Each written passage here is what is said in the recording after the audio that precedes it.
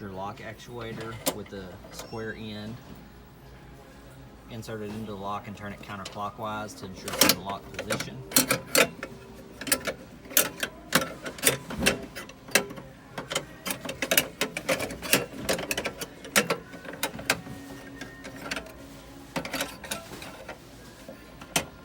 Feed your rods through the lock hole.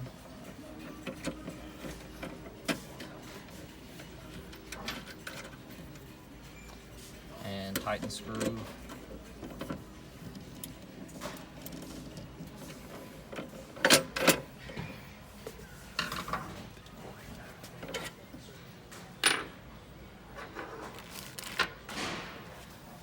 And insert your core into the lock housing, push the spring button.